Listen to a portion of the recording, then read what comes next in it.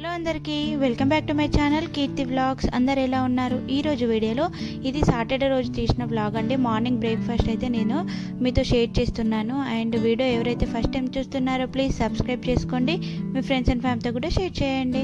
ఇప్పుడైతే ఇక్కడ నేను పూరికి కావాల్సిన పిండి అనేది ప్రిపేర్ చేసుకుంటున్నానండి. ఫస్ట్ అయితే నేను ఇక్కడ గోధుమ పిండి తీసుకొని అందులోకి 2 స్పూన్స్ వరకు అయితే రవ్వ అనేది వేసుకుంటున్నాను. మనం ఇలా రవ్వ వేసుకుంటే పూరి అనేవి కొంచెం క్రిస్పీగా బాగా వస్తాయండి అండ్ సాఫ్ట్గా కూడా ఉంటాయి. సో మనం ఇప్పుడు పిండి మొత్తం కలిపేసుకున్న తర్వాత కొన్ని వాటర్ వేసుకుంటూ పిండిని బాగా కలిపేసుకొని ముద్దలాగా చేసుకోవాలి. తర్వాత ఇంకా లాస్ట్లో కొంచెం ఆయిల్ యాడ్ చేసేసుకొని మనం పిండిని బాగా కలిపేసుకొని పక్కన పెట్టేసుకొని ఒక 15 మినిట్స్ అలా మనం పక్కన పెట్టేసుకుంటే పూరీలు అనేవి సాఫ్ట్గా పైన క్రిస్పీగా చాలా బాగా వస్తాయి. మనకి చోలే భటూరా చేయడం చాలా ఈజీ అండి, కానీ ఇది కుదరడం చాలా టైం పడుతుంది. ఒక 2-3 టైమ్స్ అలా ట్రై చేసిన తర్వాతనైతే ఈరోజు నేనైతే చేసిన చోలే భటూరా అయితే చాలా బాగా కుదిరింది. టేస్ట్ అయితే అసలు మనం బయట రెస్టారెంట్లో కానీ అలా టిఫిన్ సెంటర్లో అలా తింటే ఎంత టేస్ట్ ఉంటుందో ఆ టేస్ట్ అయితే వచ్చిందండి. చాలా బాగా కుదిరింది. యాజ్ ఇట్ ఈస్ నేను చెప్పిన విధంగా చేయండి, మీకైతే సేమ్ టేస్ట్ వస్తుంది. ఇక్కడ నేను 2 ఆనియన్స్ అలాగే 2 టమాటోస్ అనేవి తీసుకొని కట్ చేసుకుంటున్నాం. మనం ఒక 1.5 ఆనియన్ వరకు పేస్ట్ చేసుకోవాలి. ఇంకో ఒక ఆనియన్ ఉంటుంది కదా, దాన్ని చిన్న ముక్కలుగా చేసుకొని పక్కన పెట్టుకోవాలండి. ఇప్పుడైతే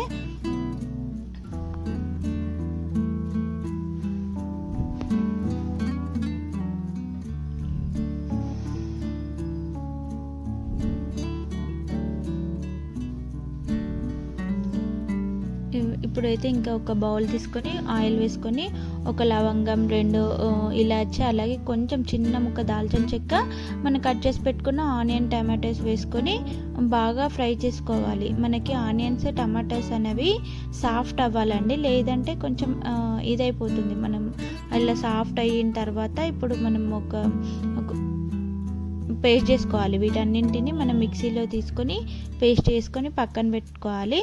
తర్వాత అదే బౌల్లోకి నేనైతే బటర్ అండ్ ఆయిల్ వేసుకుంటున్నారు. మీరు కావాలంటే ఓన్లీ బటర్ అయినా వేసుకోవచ్చు, లేదంటే ఆయిల్ అయినా వేసుకోవచ్చు. బటర్ లేకున్నా పర్లేదు, స్కిప్ చేయండి.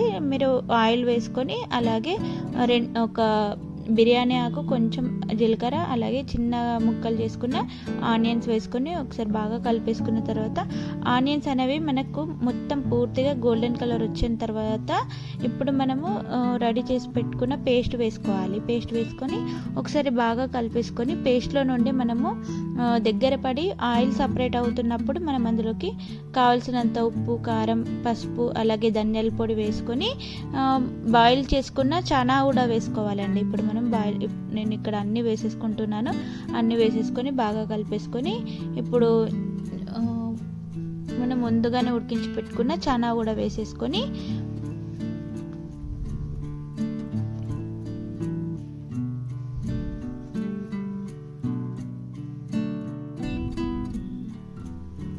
మనము పేస్ట్ వేసిన తర్వాత కలపకుండా ఉంటే మనకు కింద అడుగంటుతుందండి. అలా అడుగంటకుండా చూసుకోవాలి.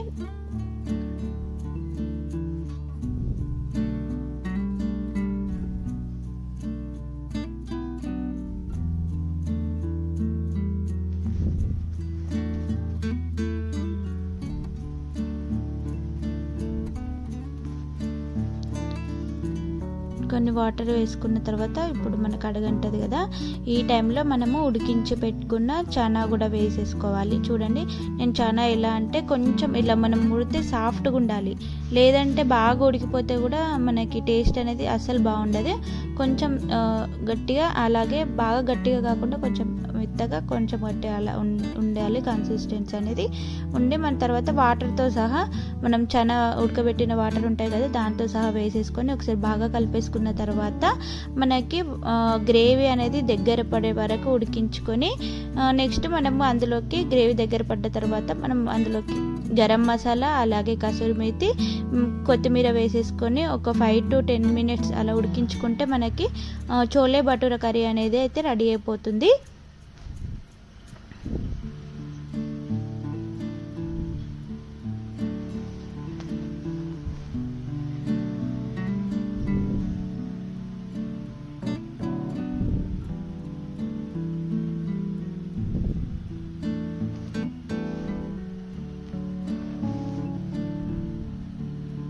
మేము లాస్ట్లో దించేస్తున్న టైంలో పైనుండి విప్పింగ్ క్రీమ్ లేదా పాల పైన మీగడ ఉంటుంది కదా అంటే అది వేసేసుకొని మనం పక్కన పెట్టేసుకోవాలిగా.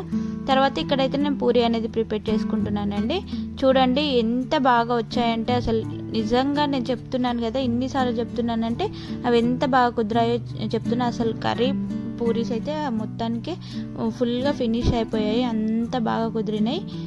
సో మీరు కూడా ఇది ట్రై చేసి ఎలా ఉందో నాకు కింద కామెంట్ చేయండి. వీడియో నచ్చితే లైక్ చేసి సబ్స్క్రైబ్ చేసుకోండి. సబ్స్క్రైబ్ చేసుకోవడం మాత్రం అసలు మర్చిపోకండి. Thanks for watching. Bye bye.